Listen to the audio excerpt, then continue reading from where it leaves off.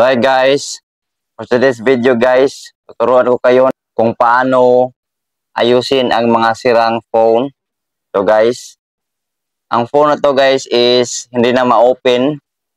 Hindi ko alam kung ano ang sira nito, kaya i-check natin.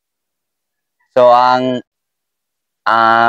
video na ito guys is tuturuan ko kayo kung paano ayusin ang mga sirang cellphone gamit ang mga simple na tools. Kaya kung gusto nyong matuto kung paano mag-ayos ng mga cellphone, kahit anong cellphone, mapa Vivo man yan, or iPhone, Mobile, or Samsung, kaya natin yan.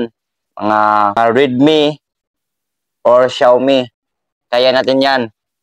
Ang mga tools natin is ito lang guys. Kung wala tayong mga screwdrivers, pwede ito guys. Ito matulis na kutsilyo. Kaya para itong screwdrivers, dapat kung wala kayong mga screwdrivers, ito lang ang gamitin nyo kung meron kayong mga matulis na kutsilyo.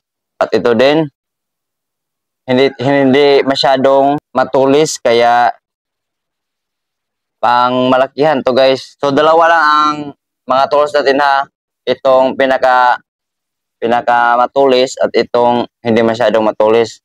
At ito din pang linis guys. Dapat meron tayong mga cotton buds. Mga cotton buds na gagamitin pang linis.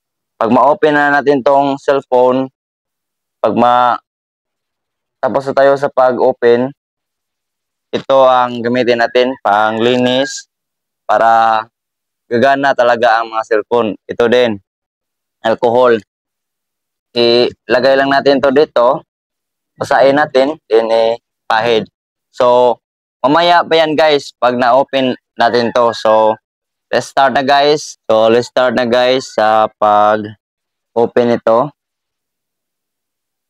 First is, hanapin natin ang yung parang may screwdriver guys, yung may, anong tawag dito?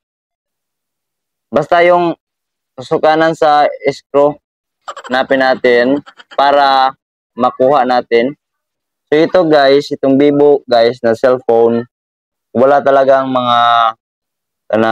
yung screw. So dapat naka-built-in man to guys.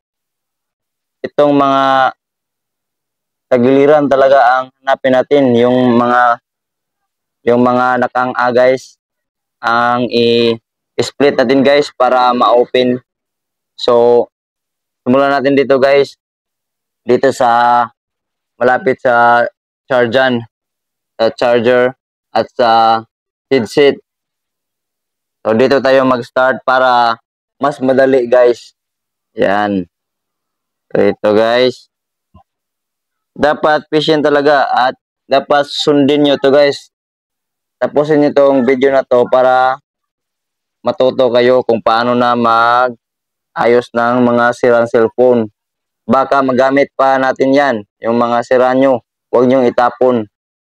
Baka maayos pa natin yan. So ito na. Ito guys. Dapat ang pinakamatulis guys. Kasi maliit na butas to. Yan. Dapat maliit ang gamitin natin. And then, i-wiggle lang natin guys. Para makuha natin to. Yan.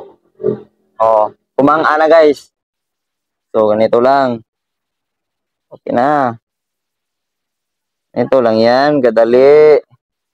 Diba, sabi ko sa inyo, madali talaga. Basta, mag-explore lang kayo guys kung paano. At, panoorin nyo itong video na to. Ito na guys. So, ganito na guys.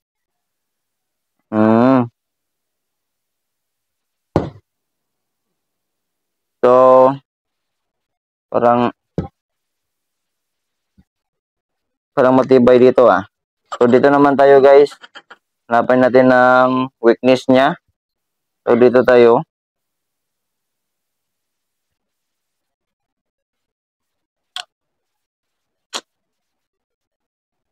Ano na to?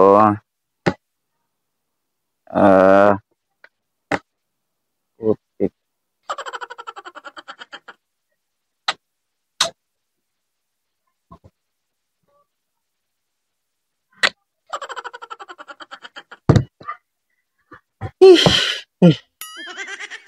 So, ito guys. Hanapin lang natin itong weakness niya. Hindi natin ma-open eh. Grabe ang matibay guys.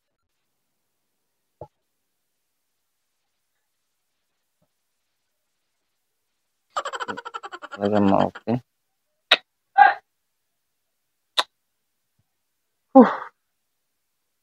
So ito guys. Try natin to guys.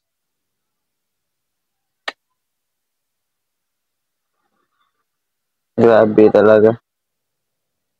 Tibay talaga tong Vivo guys. Hindi talaga ma-open. Dalawang tools na ginagamit ko guys. Hindi talaga ma-open. Kaya natin to. Panoorin nyo to guys para matuto kayo. Dapat tapusin nyo tong video na to.